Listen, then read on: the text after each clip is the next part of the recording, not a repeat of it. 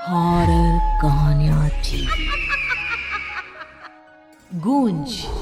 रात के ठीक 1 बजे तेज बारिश और कड़कड़ाती बिजली में अपने घर की बालकनी में खड़ी सुमन खोई खोई कुछ सोच रही थी। अंदर आ जाओ ना। उसके घर के अंदर से आवाज आती है। तब भी सुमन काले अंधेरे में खड़ी न जाने किसका इंतजार कर रही थी, जिसमें से एक औरत अपने 2 बच्चों के साथ उसके पास वाले घर में लाल रंग की एक कार से उतरती है और बारिश में भागती हुई सामने वाले घर में चली जाती है। हेलो, कौन? मेरा कुछ सामान तुम्हारे पास है, लौटाओगे नहीं? आपका क्या सामान? कौन है आप? और मैं तो इस घर में कुछ सेकंड्स पहले ही आई हूँ। आपको यहाँ का नंबर कैसे पता चला? मम्मी, हो सकता है कि जो फैमिली यहाँ पहले रहती हो, ये कॉल उनके लिए हो। नहीं नहीं, ऐसा नहीं है। बाहर कड़कड़ाती बिजली एक अनजान आदमी के फोन ने नेहा को डरा दिया था। वो फौरन कॉल रख देती है। चलो बच्चों, कमरे में चलते हैं, मैं तुम्हें सुला देती हूँ। पर यहाँ इतने अंधेरे में तो कुछ भी नहीं दिख रहा मम्मी। फ्लैश लाइट ऑन करो ना। नेहा फ्लैश ऑन करती है, जहां उसे ऊपर जाने की सीढ़ियां दिखती हैं और चारों तरफ सफेद कपड़ों से ढके हुए फर्नीचर। तभी नेहा की 3 साल की बेटी उससे कहती है, मम्मा घोस्ट। नो माय लव, ये तो वाइट क्लोथ्स हैं। चलो ऊपर, मम्मा आपको स्टोरी सुनाएगी, सुननी है ना? चलो चलो चलो। नेहा स्ट्रॉबेरी को गोद में उठाती है और रोहन के साथ सीढ़ियां चढ़ना शुरू करती है। एक एक कदम उसे ऐसा एहसास हो रहा था मानो वो सीढ़ियों पर नहीं दलदल में कदम रख रही हो। ये मेरे पैर सीढ़ियों में धंस क्यों रहे हैं? बहुत देर चलने के बाद सीढ़ियां खत्म होती हैं।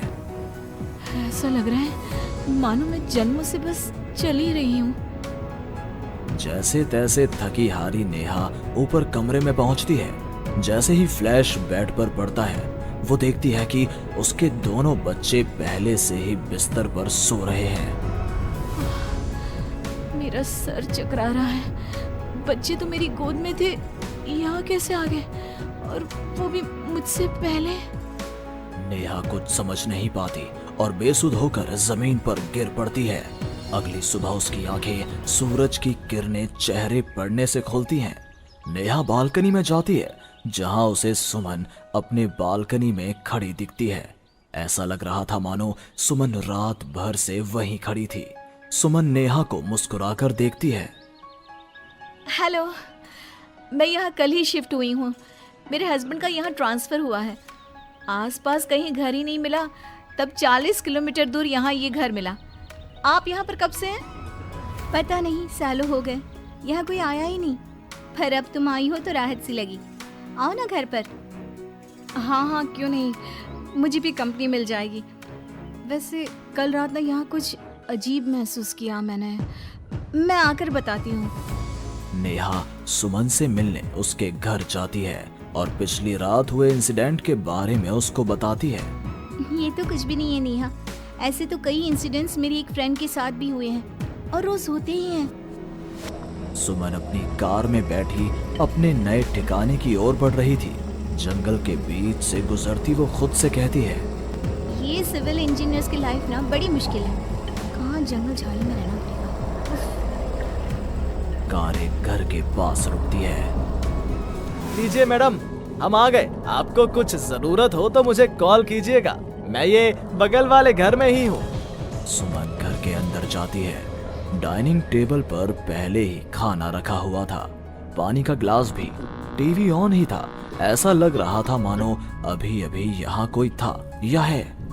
चलो, कंपनी अच्छी है, सब अरेंजमेंट्स मेरे आने के पहले ही कर रखे हैं। सुमन खाने की टेबल पर बैठती है, जहाँ 5 लोगों का खाना परोसा हुआ था। ये 5 प्लेट किसके लिए सर्व कर दिया? हाथ है। सुमन अपनी प्लेट से खाना शुरू करती है और उसी वक्त बाकी 4 प्लेटों से भी खाना गायब होने लगता है। प्रमिल, कहाँ हो तुम प्रमिल? सुमन भागती हुई अपने ड्राइवर के घर पर जाती है। सुमन क्या देखती है कि प्रमिल जमीन पर गिरा हुआ है। फर्श पर हर तरफ खून ही खून। प्रमिल के मुंह से भी खून आ रहा था। वो कराहता हुआ कहता है, मैम, यहाँ रूहें रहती हैं, ये आपको भी नहीं छोड़ेंगी। ये कहते कहते ही प्रमिल दम तोड़ देता है और सुबह के 11 बजे अचानक ही अंधेरा छा जाता है। चारों तरफ से अजीबोगरीब आवाजें आने लग जाती हैं। मम्मी, आई, अरे कोई खाना देगा क्या मुझे? अरे जी सुनिए ना, प्लीज प्लीज मुझे मत मारो।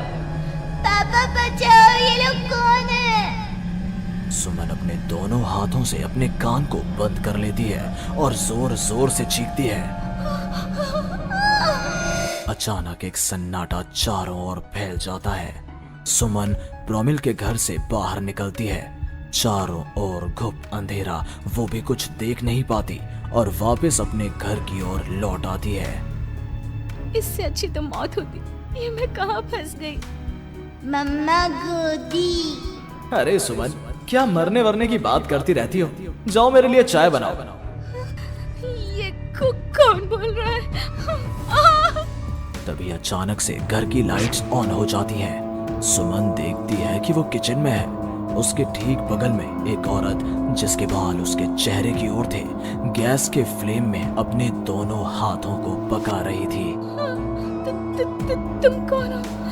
कौन हो तुम? और यहाँ क्या कर रही हो? इनको बहुत पसंद है मेरे हाथों का खाना, तो मैं भी चखवा दूं क्या? कर्कश आवाज में ये कहती हुई वो औरत झट से सुमन के हाथों को आग में डाल देती है। सुमन चीखती रहती है, पर वो औरत उसके हाथों को नहीं छोड़ती। तुम्हारे पेट में एक बच्चा है ना, सुन लिया मैंने। और औरत ये कहती सुमन के पेट पर हाथ फेरने लग जाती है और उसके पेट में हाथ डालकर मांस का टुकड़ा बाहर निकाल कर खा लेती है। मेरा बच्चा। ये तो कुछ भी नहीं, उधर देखो। वो औरत दीवार की तरफ इशारा करती है। दीवार पर खून के ऐसे धब्बे थे मानो नवजात शिशुओं को उसी दीवार पर पटक पटक कर मार दिया गया हो। तभी वहां लगभग 5 साल का एक बच्चा आता है। उसका शरीर पूरा सफेद और आंखें काली थी। माँ, भूख लगी है। वो औरत अपने आग में सेके हुए हाथ को वहीं पास में पड़े चाकू से काटकर बच्चे को खाने को दे देती है। सुमन तो समझो अब मर ही चुकी थी। इतना कुछ देखने के बाद कौन ही जिंदा रह सकता था। अब उसका शरीर भी गवाही दे रहा था। एक कदम भी चलना मुश्किल था। वो दीवार को पकड़ पकड़ कर बाहर हॉल में आती है, जहां डाइनिंग टेबल पर 5 लोगों को बैठा देखती है। बिना सर का एक आदमी टेबल पर अपने बीवी और 3 बच्चों के साथ बैठा था। सभी सुमन की ओर देखते हैं। मम्मी, तुम मेरी मम्मी बनोगी। यहाँ हमारी जैसे बहुत से लोग रहते हैं, बहुत सारे। फिर उस लड़की का क्या हुआ? वो अब जिंदा है? हाँ, उन लोगों को एक जिंदा इंसान भी चाहिए था, जिसे वो रूहें रोज मारे, रोज।